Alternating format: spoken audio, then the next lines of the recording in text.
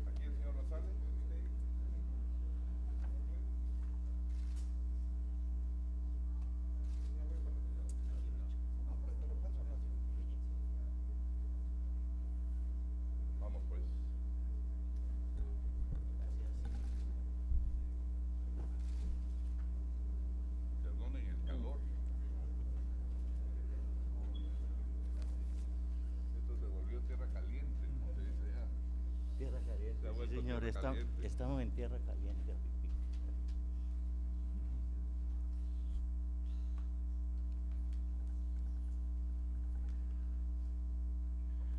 Muy buenas noches. Gracias a todos por estar presente en esta presentación. Señor doctor Alan García, expresidente de la República. Señor Richard Webb, expresidente del Banco Central de Reserva. Señor Luis Carranza, es ministro de Economía. Señores exministros, señores congresistas, señores embajadores, demás personalidades, señoras y señores.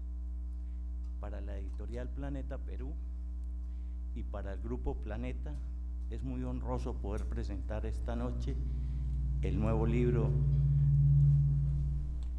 de nuestro expresidente Alan García Pérez.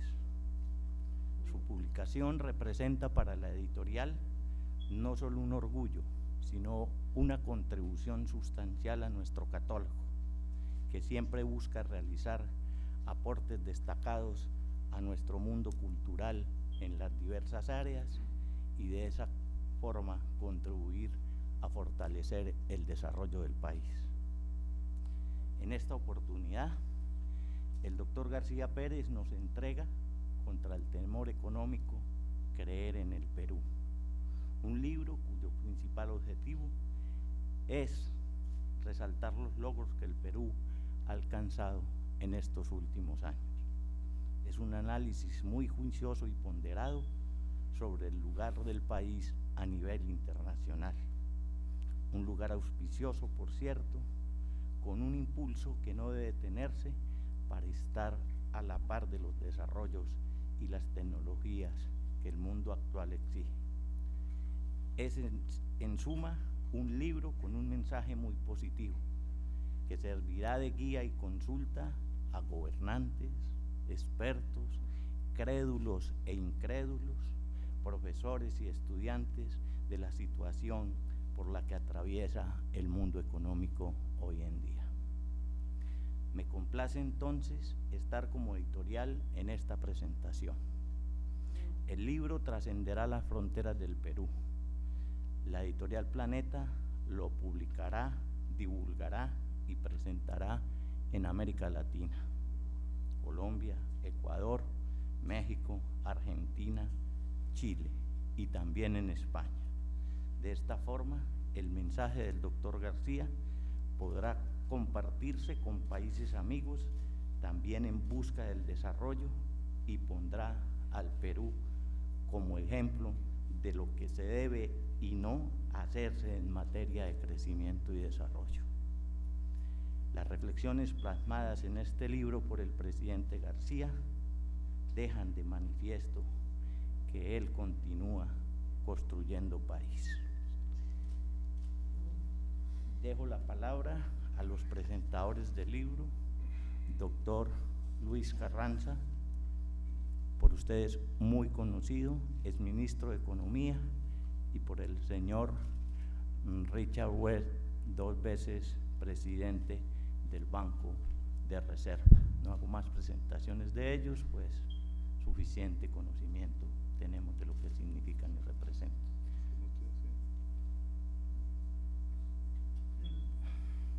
Gracias. Muy buenas noches.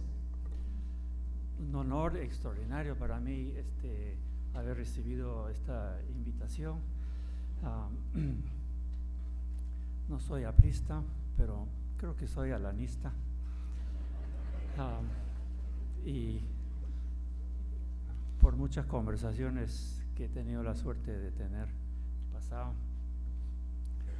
por mi admiración, además por la persona y por la gestión de los últimos 5 años. Y ahora, además, por este libro que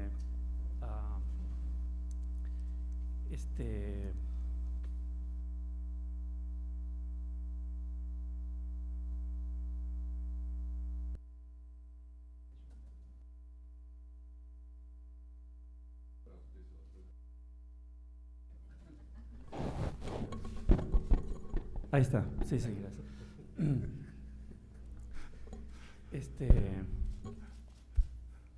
Para que yo participe de alguna forma, porque me sentí sumamente identificado con mucho del libro.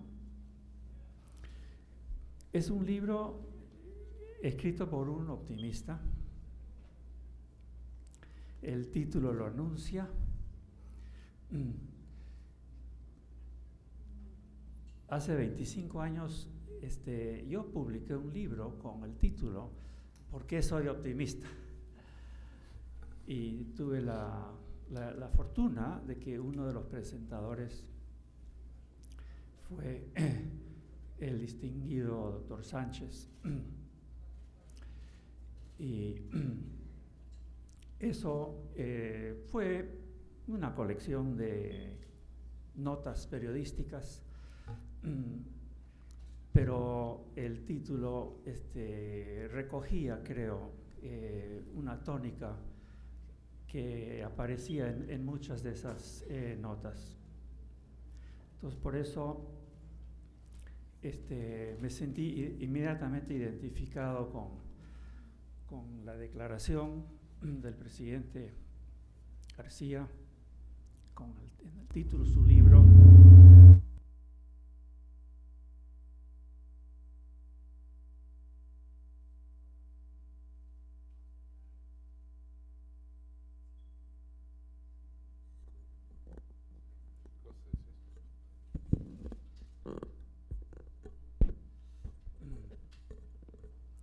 Más allá de esa declaración, yo creo que detrás de esa actitud positiva que anuncia el título y anuncia todo el libro,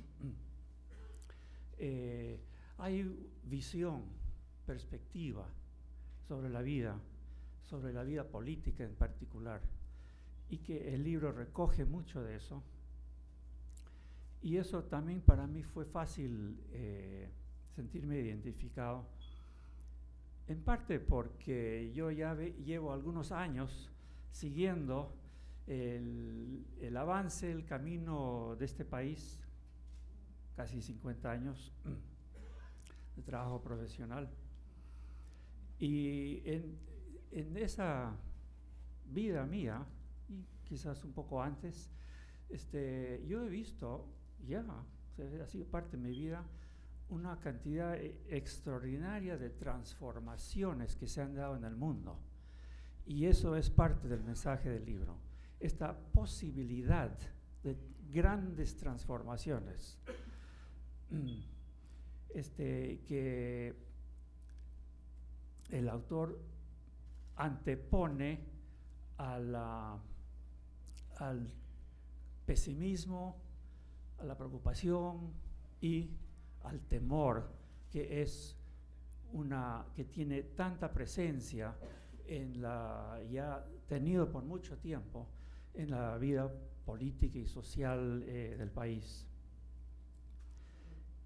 O sea, tenemos a la vista, en un relativo corto tiempo, la transformación, por ejemplo, del Japón destruida, no era nada, que se vuelve en 2-3 décadas la segunda potencia económica del mundo. Hace menos tiempo, otro país que estaba aplanado por una guerra interna, destruida, además un país chico, que en el año 60 fue visitado por una misión de economistas del Banco Mundial para ver si le prestaban a ese país o no. Y la misión regresó a la sede con un informe diciendo: este país no está listo para el Banco Mundial, porque es un país destrozado, corrupto, sin instituciones. El año siguiente, el 61, otra vez regresaron los funcionarios del Banco Mundial a ver si ese país ya estaba listo. Otra vez no. Pasaron 4 años de negación repetida por parte del Banco Mundial. Ese país era Corea del Sur. Corea del Sur recién en el año 65 recibe la primera misión del Banco Mundial y se vuelve en poquísimo tiempo lo que ahora conocemos, una extraordinaria potencia mundial económica y política y social. Tiene uno de los niveles más altos en el mundo, por ejemplo, de logro educativo. Son cosas que entonces he tenido la suerte de poder ver durante mi vida. Pero quizás lo más reciente y lo más importante para nosotros, si hablamos de transformaciones, no sé si llegamos a usar la palabra milagro, pero sí se acerca, es el Perú. El Perú en los últimos 10 años ha vivido una transformación que ya muchos afuera llaman milagro. Y la gestión de los últimos 5 años ha sido la parte más explosiva de ese salto que ha dado el país en su nivel económico y en muchos frentes sociales. Entonces tenemos a la vista una serie de ejemplos de lo que es posible para un país, de lo que la gente es capaz de hacer. Y eso hay que ponerlo sobre la mesa, recordarlo repetidamente, y con la ayuda de este libro lo vamos a poder hacer con más claridad, porque estamos rodeados siempre de negativismos, de miedos, de falta de confianza, de críticas. A veces es puro afán crítico, político, pero quizás incluso algo insincero, pero el resultado de esa critiquería genera un clima de temor, de desconfianza, de negativismo, y eso es una cosa que siempre está ahí, y por eso libros como estos creo que son una gran contribución para todos los que queremos y necesitamos creer y actuar en función de esas creencias positivas. Entre el recuento de logros que muy justificadamente y correctamente el libro señala, logros de los últimos 5 años, hay unos logros sociales, además de económicos, que son extraordinarios. Y también me gustó mucho la oportunidad de poder hacer una referencia acerca de esa parte de lo que se ha logrado en los últimos años, porque yo he tenido la suerte los últimos 2 años de poder dedicarme a investigación, y justo sobre esos temas he estado dando muchas vueltas por el interior del país. Y esto es un trabajo que se inició a raíz de una preocupación que vino de Palacio, porque en su discurso del 28 de julio del año 2008, creo que fue, el presidente García habló del problema de la frustración que significa llegar a una población tan dispersa en el país, distribuido de 70.000, creo, centros poblados pequeñísimos en todo el territorio peruano. ¿Cómo hablamos de querer incluir, incorporar, pero cómo es posible cuando la gente vive desparramada en las puntas de los cerros y dentro de la selva de esa forma. Y entonces eso me llevó a iniciar una investigación sobre ese problema.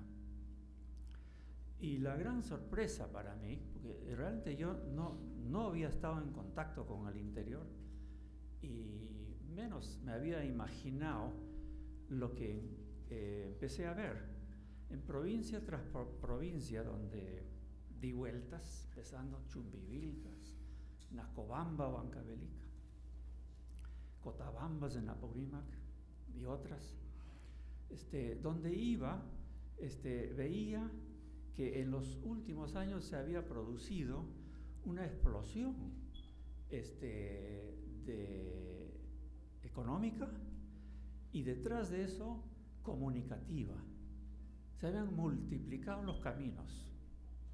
Y es algo que el libro señala, la centralidad de la infraestructura comunicativa para un país como es el Perú.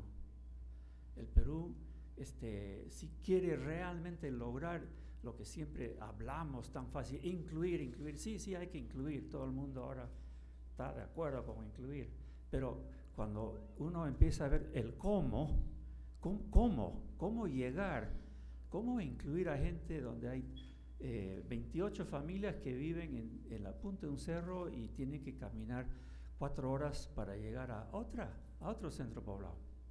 ¿Cómo incluir a toda esa gente? Bueno, es evidente que ahí hay un problema central de infraestructura comunicativa, especialmente en un país como es el Perú. José Rivaagüero, después del viaje que hizo por el interior del Perú, cuando era joven todavía, se fue muchos meses dando vueltas por Perú, regresó y escribió un hermoso libro sobre ese conocimiento físico, geográfico, pero en algo también social que hizo del Perú. Y él ahí dijo lo que se volvió una descripción famosa del país. Este es un país archipiélago, porque la población peruana vive como en islas, y para ir de uno al otro es todo un viaje, así como Indonesia hay que cruzar un mar para ir a la siguiente isla. En el Perú había que cruzar arena, desierto, tremendas montañas o selva para ir de un grupo poblado a otro grupo poblado. Bueno, esa es la realidad que describió Rivaagüero y que así ha sido el país.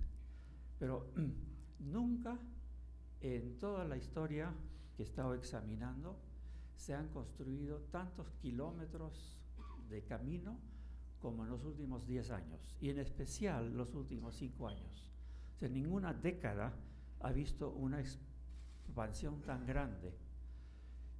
Y no solo ha sido más kilometraje, sino una mejora general en la calidad de los caminos, porque gran parte del problema es esa. No es que no hay un camino, muchas veces sí hay algún tipo de camino, pero no, son casi intransitables buena parte del año, peligrosos, lentos, etc., costosos de usar.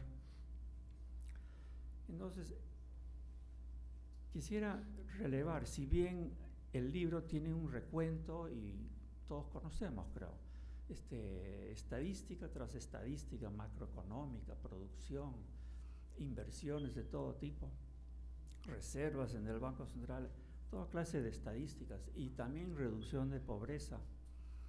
Pero quería mencionar en particular esa estadística de la revolución comunicativa que se ha dado en el país, y a los caminos se ha sumado además la llegada del teléfono, del celular. Hace 4 años, de cada 100 familias que viven en el campo, solo 2 tenían celular, hace 4 años nada más. Hoy, la mitad de esas familias tienen celular. Eso sí que es una revolución. Ahora, eso ha sido, felizmente, todo hecho con inversión privada, en el caso del teléfono, pero con buena regulación, buenas políticas generales para la inversión de ese tipo.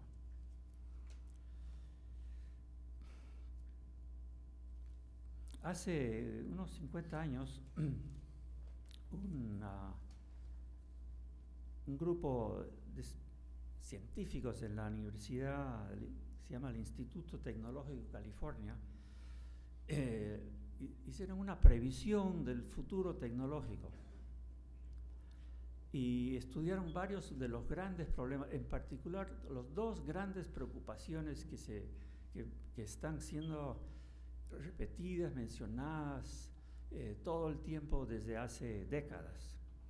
La producción de alimentos, si va a haber suficiente alimentos para tanta gente en el mundo, y la energía, si va a haber suficiente energía para la vida moderna que tenemos. Y ellos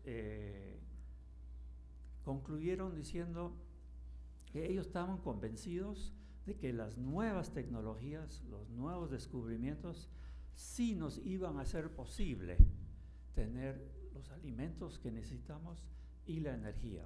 O sea, no creyeron en la proyección malthusiana que siempre está ahí repitiéndose. Pero, dijeron, el problema, si bien no va a ser tecnológico y de producción económica, sí el verdadero problema que queda va a ser aprender a vivir el uno con el otro. Ese es el gran reto que está quedando, porque todo este avance tecnológico, científico, económico es extraordinario y con seguridad va a seguir, pero donde tenemos que todavía hacer mucho trabajo, claramente, y como lo dijeron estos científicos hace 50 años, es aprender a vivir el uno con el otro. Y yo creo que parte de ese reto, o sea, de lograr ese reto, va a venir de una actitud positiva, optimista, porque cuando uno cree que no va a haber suficiente para todos, surgen los conflictos.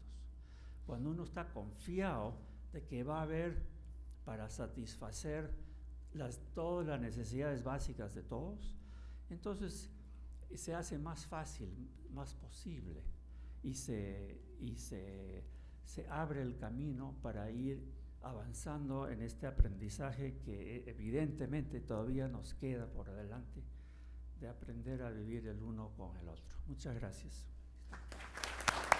Muchas gracias, Richard.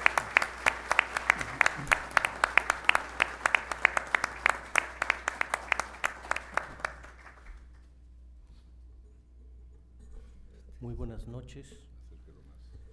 Para mí también es un honor y un privilegio estar con ustedes esta noche comentando este libro. Este es un encargo, una tarea muy grata y difícil a la vez. Es muy grata porque es una lectura refrescante, nos saca de la discusión de corto plazo, de la anécdota, de la trivialidad, y nos eleva en un plano superior y nos permite ver el Perú actual en función de tendencias de largo plazo. Si bien es cierto, el libro hace comentarios, basa análisis en el pasado, lo más importante es la visión de futuro y esa continuidad de Perú como nación. Es difícil porque luego de leerlo descubro que estoy completamente de acuerdo con todo lo que está ahí. Hubiese sido más fácil tener algunos puntos de discordancia, con lo cual uno puede construir y argumentar. Pero estando completamente de acuerdo, me voy a limitar a explicarles más o menos la estructura del libro y luego, como ha hecho Richard Webb, comentar algunos matices y algunas reflexiones históricas que refuerzan los argumentos del libro. Hay dos partes que están muy bien definidas. La primera parte explica un marco conceptual de Brodel de ciclos de largo, mediano y corto plazo.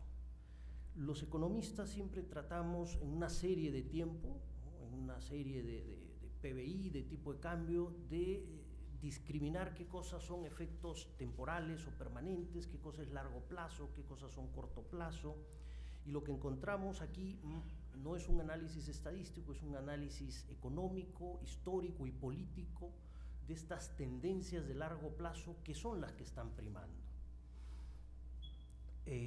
Si uno quiere explicar lo que ocurre en el mundo ahora y lo que le está pasando al Perú, si no tenemos este análisis de largo plazo, nuestras conclusiones van a ser erróneas. Dentro de estas tendencias de largo plazo se menciona el tema tecnológico, de información, la globalización, el impacto de China, o como se pone en el libro, el cambio de eje oceánico, fundamentalmente ahora en el Pacífico. Con una figura, si queremos comprender qué pasa con China, imaginemos que la Luna aumenta 3 veces su tamaño, ¿no? El impacto sobre las mareas sería espectacular. Algunas zonas serían afectadas, otras serían beneficiadas por este cambio. Y eso es lo que está pasando en el mundo. Uno, si quiere entender Europa como un fenómeno financiero, está errando, porque no es un tema financiero, es básicamente un problema estructural. Y al Perú y América Latina, estas tendencias de largo plazo las favorecen.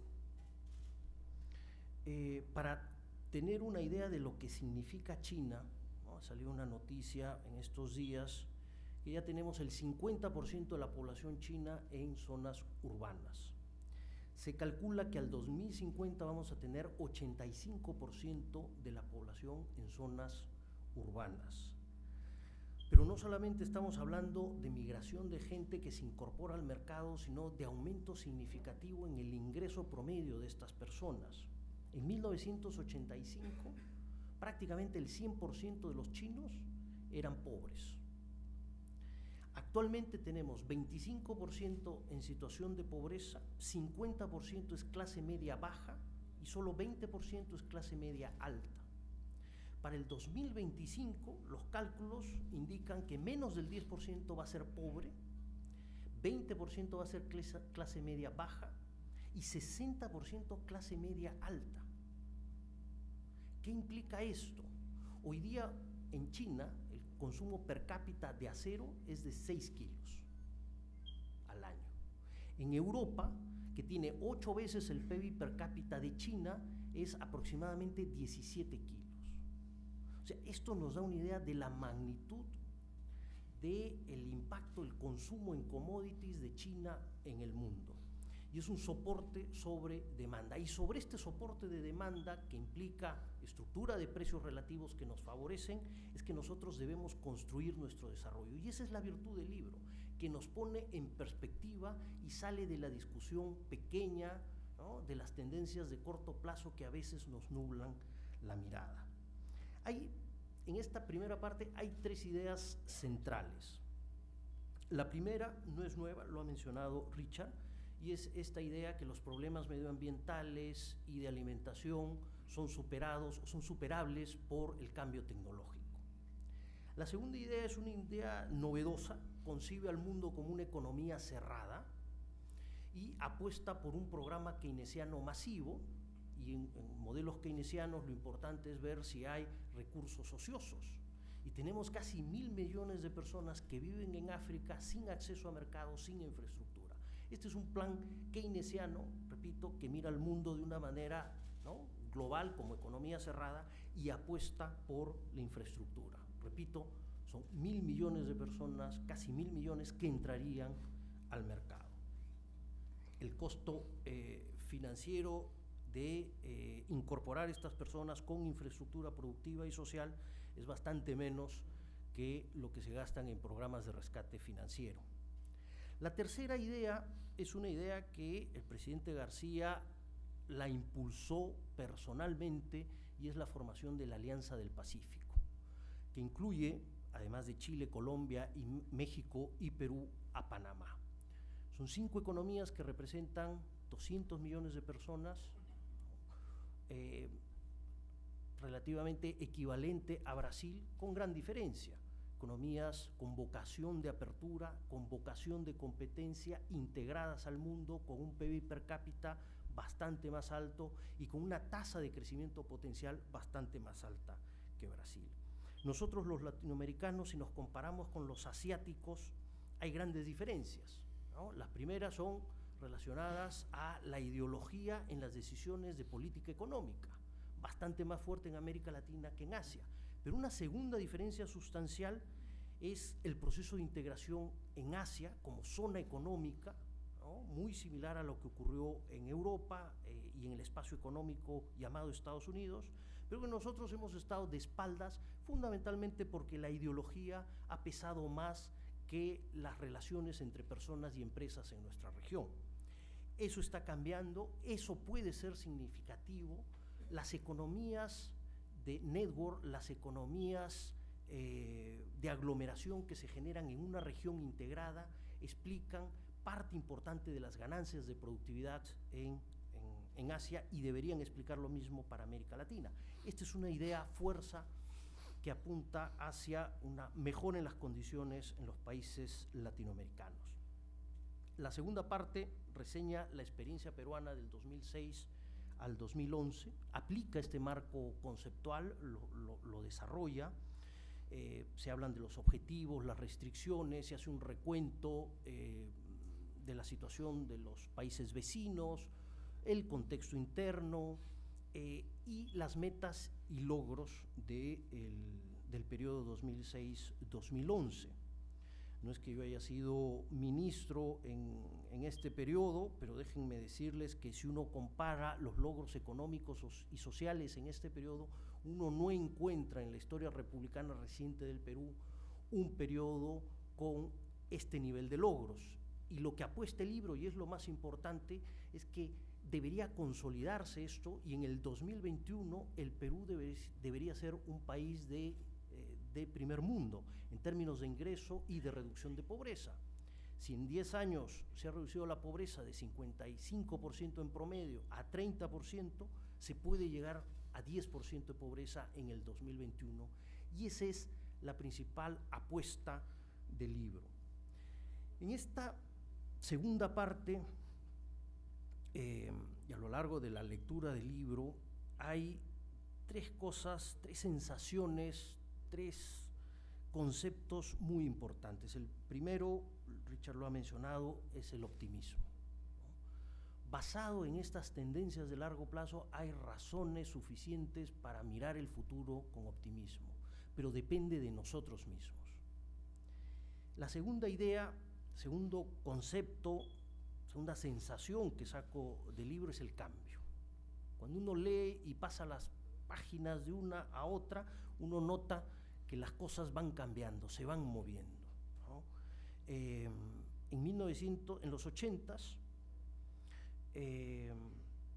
tenemos la lista de las principales empresas Inglaterras escritas en la Bolsa de Valores. 10 años después, el 50% de esas empresas estaban fuera de mercado. En menos de 20 años hemos tenido revoluciones tecnológicas. IBM fue desplazado por Microsoft y Microsoft a su turno fue reemplazado por Apple. Y esos son cambios bruscos en menos de 20 años, ¿no? Y eso está constantemente en el libro. Y el tercer concepto latente es el tema de la importancia de las instituciones. Instituciones que promueven el crecimiento, promueven la competencia, la inversión, el esfuerzo de las personas y de las empresas, son instituciones que generan países y sociedades prósperas. En la página 62 se pone el ejemplo de las 2 Coreas. 50 años después tenemos 2 realidades abismalmente distintas. Corea del Sur tiene un PIB per cápita 15 veces más alto que Corea del Norte. En Corea del Sur, una persona tiene 14 años más de vida en promedio que en Corea del Norte. y las cifras de salud en términos de mortalidad infantil son realmente escalofriantes, ¿no? Son dos modelos diametralmente distintos donde queremos ubicarnos, ¿no? O una combinación lineal de estos, denotando confusión y falta de liderazgo, o asumir en función de las fortalezas del país de forma decidida el camino a la prosperidad. En la página 13 se presenta un cuadro de Madison, historiador económico, con 1000 años de historia. Se demuestra que los dos últimos siglos, el 19 y el 20, hemos tenido realmente un crecimiento importante, y las condiciones de vida que tenemos actualmente se explican básicamente por lo logrado en estos dos siglos. En el siglo XIV uno ve un aumento ligero en la producción, pero el resto está plano. Hay un libro donde se recoge las crónicas de un viajero del siglo XIV, Ibn Battuta, que viaja por toda la zona conocida y encuentra que una de las regiones más prósperas del mundo en esa época era Bangladesh, ¿no? Rico en arroz, con alta productividad, con alto nivel de vida en esta zona. Y lo compara con Europa, que se estaba debatiendo, ¿no?, en el terror de la peste negra, con una caída de 1/3 en su población y con miseria. 600 años después, las cosas son diametralmente opuestas. Y es interesante notar, por ejemplo, que en Europa, durante la peste negra, hubieron cambios importantes en Inglaterra que no se dieron en otras economías europeas. Por ejemplo, el régimen de servidumbre dentro del feudalismo imperante, en el cual los siervos no eran propietarios de la tierra, cambia en Inglaterra y no en otras partes de Europa. Y se permite movilidad de los siervos que no tenían tierra. Resultado, el salario en Inglaterra subió, el jornal agrario subió casi al doble. Y el hecho de que los siervos tuvieran acceso a su tierra generó un aumento de productividad importante en Inglaterra. A lo mejor una de las causas de que tengamos la revolución industrial en Inglaterra 300 años después fue cambios institucionales profundos que fueron madurando en el tiempo. Esas son, creo yo, las tres ideas centrales del libro: el optimismo, la sensación de cambio, la existencia del cambio y la importancia de las instituciones. Muchas gracias.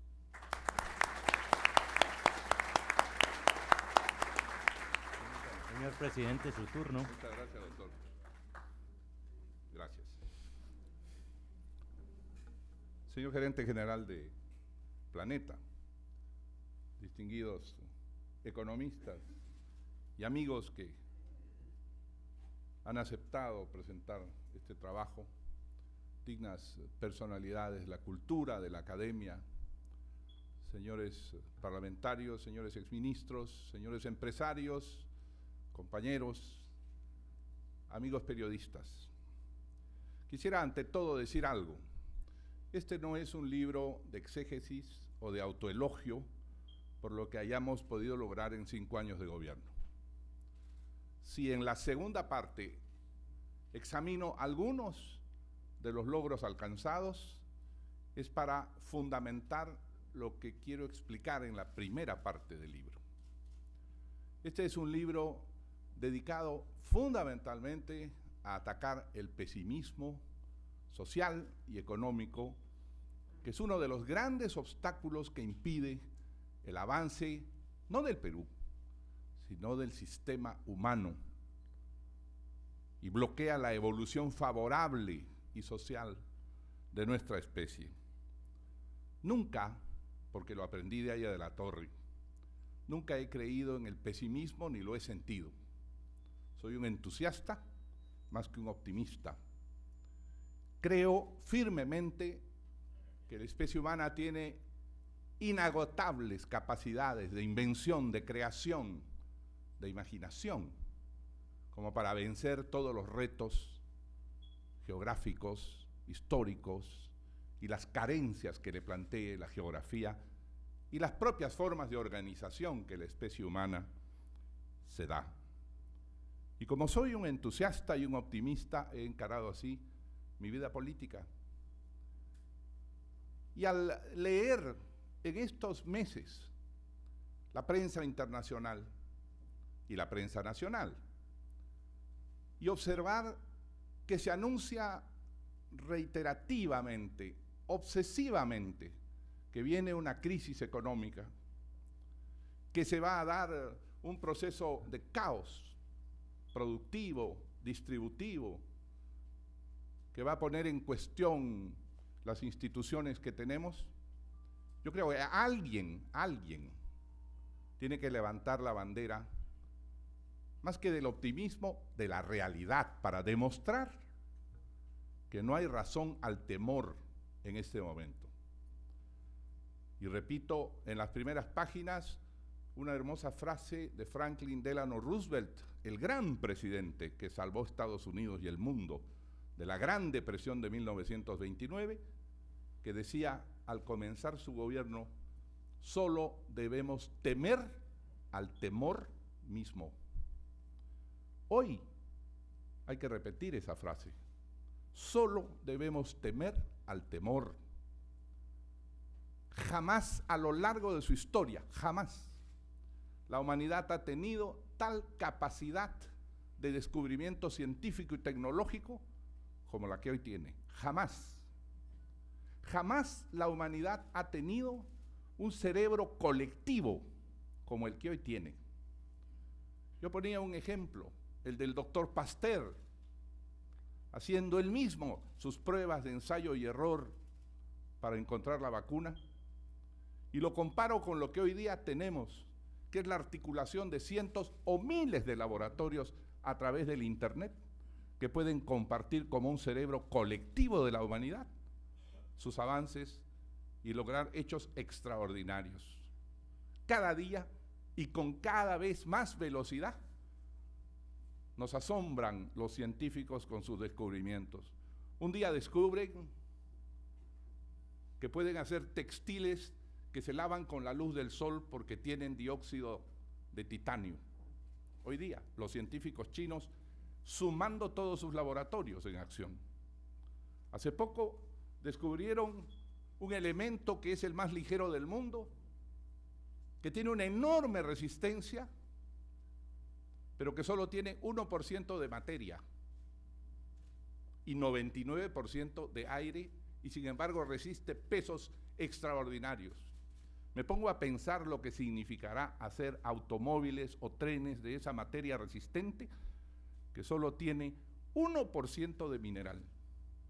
Para ver la consecuencia inmensa que eso va a tener, primero, en el menor uso de combustibles fósiles o de cualquier tipo, y en segundo lugar, en el freno a la amenaza medioambiental que sufre nuestro mundo.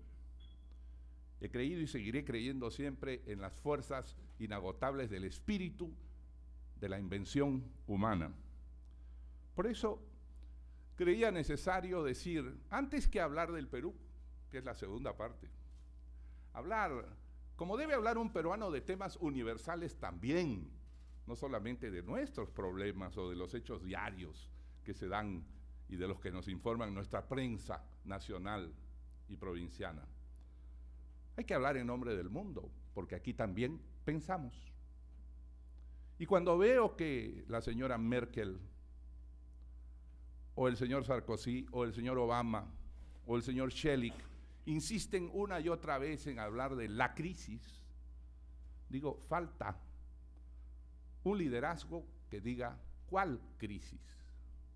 Jamás la humanidad ha tenido capacidad de inventiva, jamás la humanidad ha tenido un mercado de la dimensión que actualmente tiene, 7.000 millones de seres humanos, que algunos ven como un problema, pero yo veo como una capacidad de consumo inmensa para poner a producir más factores en el mundo.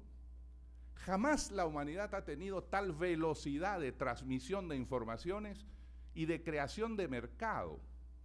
Cada uno de ustedes, pero muchísimos aldeanos de la India y muchísimos alcaldes de nuestro país, y quienes no son alcaldes también pueden comunicarse con el mundo y a través de una orden en su teléfono celular que trae ahora casi un sistema de computación, o a través de su computadora, generar un efecto económico al otro lado del mundo, comprar un producto en cualquier parte.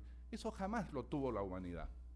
Un mercado interactivo, velocísimo, una capacidad de invención tan grande y una masa de mercado gigantesca como la que hoy tenemos.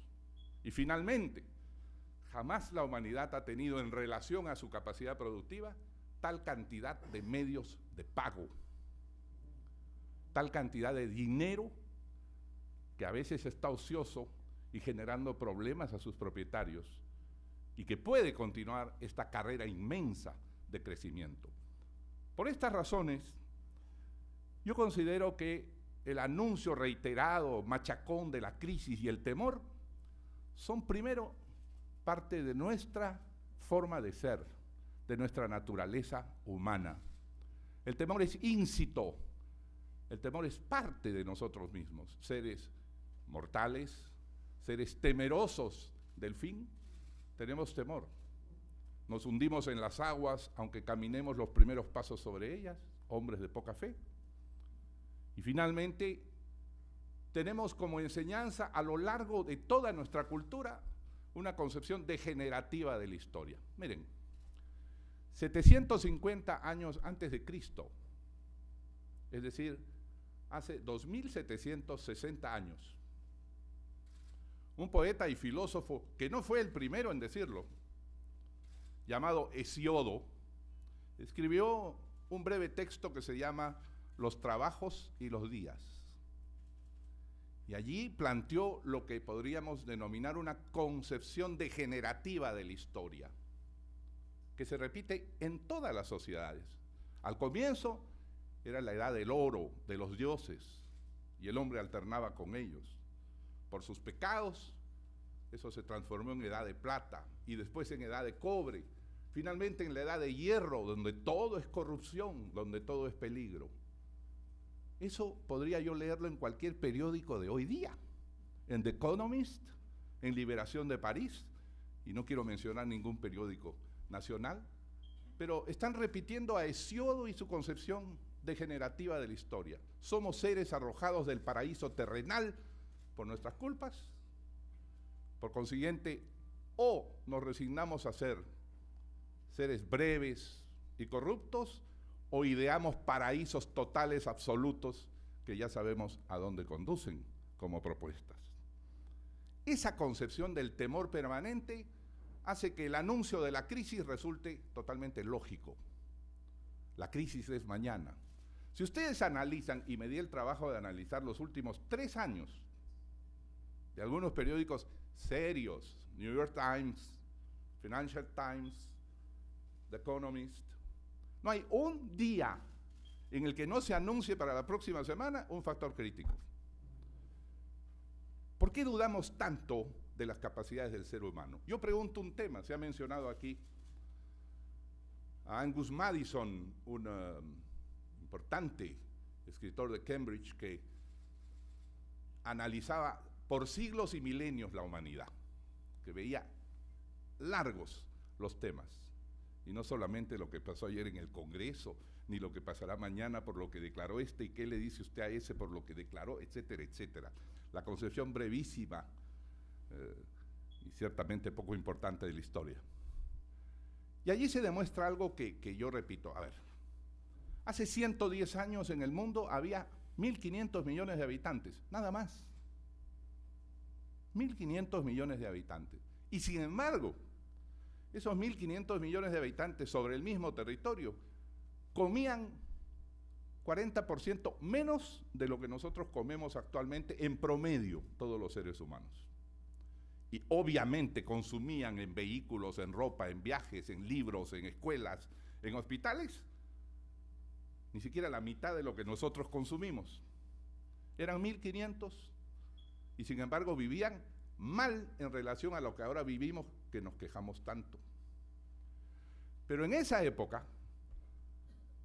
a algunos se le ocurrió resucitar el viejo concepto del espacio vital. Como nos amenaza la pobreza y la crisis, la única manera de salvarnos de eso es conquistando el territorio de otro país.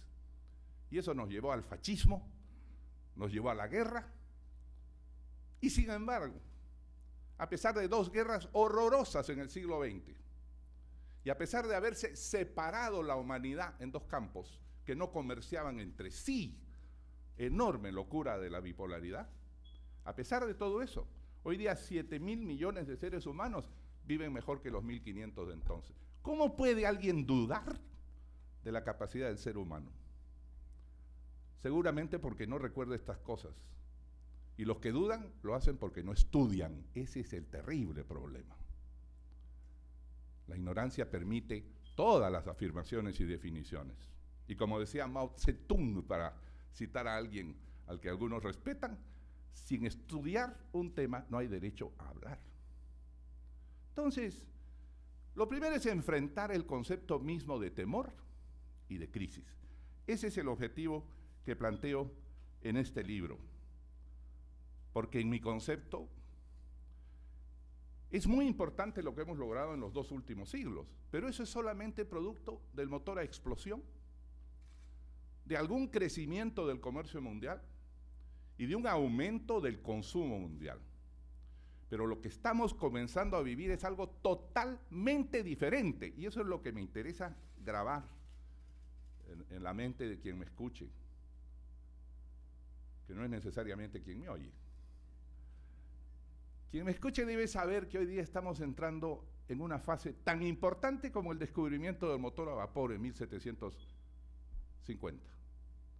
Cuando se ha descubierto una economía que se mueve sobre la información, quiere decir que la información es el combustible de esta nueva economía. Desde hace tiempo, desde hace 20 años, en el comercio mundial se ve claramente que cada día vale menos la materia prima en relación a los servicios, a las fórmulas técnicas y al comercio mundial de esos servicios. Eso significa que se está desmaterializando el comercio mundial, y hoy día los servicios de informática y la información misma tienen muchísimo más valor. Ese es el secreto de la inmensa productividad a la que ahora estamos entrando. Estamos en el umbral de eso. Ahora se habla fácilmente de la globalización, la economía de las ideas, la sociedad tecnológica. Estamos en el umbral de eso. Como conversábamos, lo que hasta ahora tenemos de crecimiento es porque se han mejorado algunos procesos en el comercio mundial, pero todavía no recibimos los frutos de este mercado interactivo donde todos pueden generar producción desde su computadora. Eso está por venir, como está por venir la aceleración de las patentes y de los inventos gracias a esta comunicación universal. Esa es una nueva sociedad que va a superar muchísimo los avances del siglo XX. Frente a esta enorme tendencia, ¿cómo podemos tener temor a la crisis? ¿Qué es la crisis? Para entender lo que llaman crisis, y yo digo que nuestros líderes mundiales se reúnen una y otra vez, no toman acuerdos porque no entienden las cosas, porque no tienen formación histórica, estructural, para comprender las cosas. Esta es mi acusación. La tenía Franklin Delano Roosevelt, el gran presidente americano. Él comprendió cómo había que enfrentar la crisis, es así, grande, de 1929. Tenía un concepto de largo plazo, Deng Xiaoping, el gran conductor del milagro chino. Pero nuestros actuales dirigentes no tienen la estatura de Deng Xiaoping ni de Franklin Delano Roosevelt. Son principiantes políticos que están manejando el mundo. Esa es la verdad. Para tener el liderazgo de enfrentar el temor se necesita una interpretación de conjunto, porque la crisis no es solamente un problema de desorden, es también que no se entiende la crisis y, en segundo lugar, que no se ve salida a la crisis. Eso es crisis. Y lo que sostengo es que para entender hacia dónde va el mundo y por qué la crisis es pequeña en relación a las capacidades del mundo, digo que hay que aplicar ciertos conceptos que no son míos, pero que han sido revolucionarios en la historia de la interpretación de las sociedades. Y comienzo el libro, en su segunda parte, explicando qué hizo Fernand Braudel. Fernand Braudel, historiador francés, escribió en 1949 un extraordinario libro que revolucionó la interpretación de la historia. Se llamaba El Mediterráneo y el mundo mediterráneo en la época de Felipe II. En este libro, que estudiaba el conjunto de esa época, Braudel propuso una forma de interpretar un momento histórico y dijo: un momento histórico tiene varias capas distintas. Tiene una histoire événementielle, decía, una historia de hechos diarios, de cosas, de peleas, de conflictos. Esa es la superficie. Debajo hay una historia de mediano alcance. Y finalmente está la larga historia, decía, la longue histoire, abajo, que es el gran proceso. Él decía, la longue histoire, la historia larga, es la formación de la cultura europea, en conjunto, que se está consolidando y acomodando en milenios. La mediana historia es la construcción de los reinos, de las naciones, de las provincias. Y la corta historia son los conflictos de grupos sociales, de la corte, los cambios ministeriales. Mucho más pequeño que eso, ya la historia de événementielle es el discurso del ministro, del parlamentario, en fin, la discusión periodística. Pero él identificó entonces 3 capas. Normalmente nosotros solo vemos lo de arriba. Para explicarlo, si hubiera aquí, no está Sumaeta, algún señor de origen amazonense o selvático, yo podría explicar que en la corriente de un río hay abajo de todo una fuerza gravitatoria que empuja toda la corriente. Pero si ustedes ven la superficie, verán que tiene graves problemas de inestabilidad, oleajes, y a veces, muchas veces, hace sentido inverso a la corriente del río. Y en la parte de la superficie hace meandros y también circula en contra de la corriente básica del río. La larga historia es la corriente básica del río. La corta historia es la que está encima haciendo oleajes, donde se ahogan los que no tienen fe. Aplicando esta tesis revolucionaria de Braudel a la economía de este momento, yo lo que he dicho es, muy bien, vamos a pensar como Braudel, en otros términos, y yo digo, hay una tendencia larga abajo, que es la tendencia de la economía de la sociedad, es la información como nuevo motor de la humanidad. Esto que mencionaban, pasamos de 2 hogares a tener la mitad de los hogares conectados por teléfono celular. Bueno, eso es mundial. Y eso significa que el ser humano no solo es muchísimo más libre ahora gracias a la información, y no necesita ser intermediado por periódicos y medios televisivos que a veces cambian de orientaciones, sino que el ser humano puede movilizarse económica y productivamente gracias a estos medios extraordinarios. Este combustible nuevo, esta energía nueva, es la historia profunda. Ya dejamos atrás el motor a explosión, el motor a vapor, el descubrimiento de la rueda, el descubrimiento del fuego. No, ahora hemos entrado a un capítulo distinto. Eso es lo que hay que entender. Y los resultados van a ser una multiplicación explosiva de bienes. Y tantos más bienes se producen, más baratos son y a mayor cantidad de gente se benefician. Y todo eso es un avance progresivo. Esta es la historia profunda. Y nos impulsa hacia mayor creatividad, mayor producción, mayor bienestar. Eso de los 1.500 millones de habitantes hacia los 7.000. Seguramente vamos a ser 9.000 millones de habitantes el año 2045. Y yo sostengo que vamos a vivir mucho mejor que los 7.000 de hoy y mucho mejor que los 1.500 de hace 100 años. Por eso soy optimista, por eso soy entusiasta. Si no, sería un agonista, un deprimido. Lo mejor que podría es irme a mi casa a llorar mis depresiones y no molestar al género humano ni a la opinión nacional. Lo que se necesita es gente de dificultades que sepa enfrentar con optimismo lo que otros ven como problemas.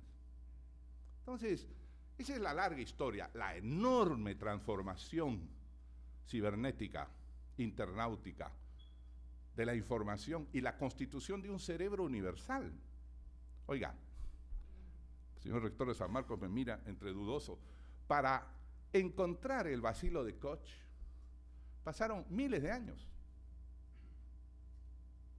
Para descubrir la cura triterápica o el tratamiento triterápico del SIDA, pasaron 20 años. Y cuando apareció como un peligro inmenso la gripe aviar, se identificó el coronavirus en 2 meses. ¿Por qué? Porque son miles de cerebros y laboratorios en el mundo que están conectados, que conducen a eso. Ya no es el doctor Pasteur trabajando solo. Ningún obrero en el mundo construye solo el Empire State. Se necesita todo un sistema. Ese sistema lo tenemos ahora a través de la información. Esa es la inmensa historia, que va a multiplicar los bienes y que está derrumbando todas las fronteras. A ver, solamente comprendiendo este influjo profundo, este sentido de la historia, uno entiende qué pasó. Primero se cayó el muro de Berlín. Muy bien. La gente del otro lado, no es que se hubiera cansado de Brezhnev y todos esos tagarotes que dominaban al pueblo, sino que quería consumir, vivir, aprender y leer lo mismo que los que estaban al otro lado del muro.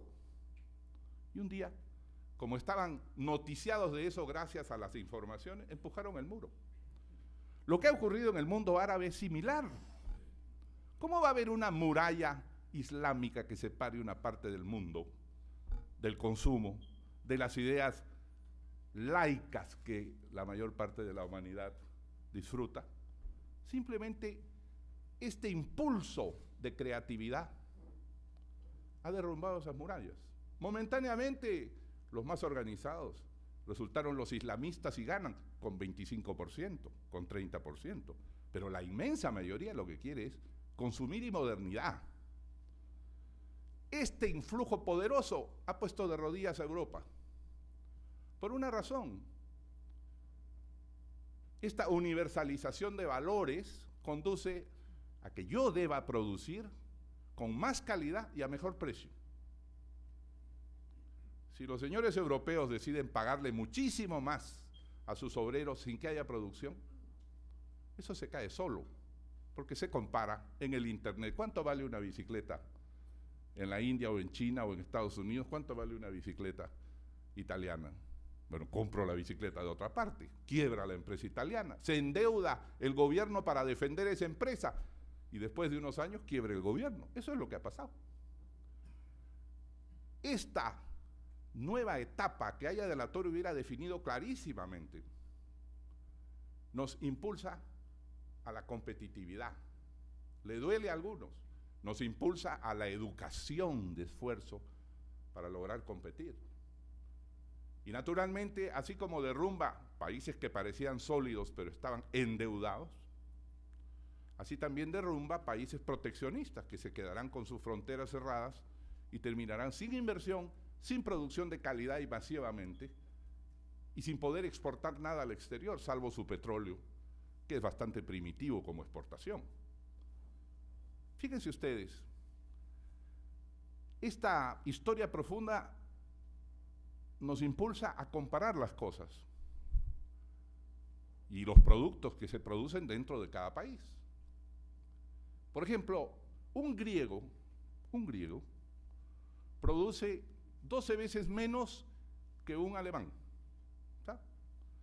Dividiendo el Producto Nacional Bruto de Alemania entre todos los alemanes y el Producto Nacional Bruto de Grecia entre todos los griegos, resulta que un griego produce la 12ª parte que lo que produce un alemán. Un griego exporta la 7ª parte de lo que exporta un alemán. Pero sin embargo, un profesor griego gana más que un profesor alemán. Explíqueme si eso es sostenible. No tiene lógica. Y si el gobierno griego se empeña en querer pagarle a su profesor más y en dar leyes para que los... Es bonito decirlo, para que sus ingenieros y sus obreros ganen más que el alemán, ¿de dónde saca el dinero? Tiene que endeudarse. Muy bien. Termina endeudado en el equivalente al 150% de su producción.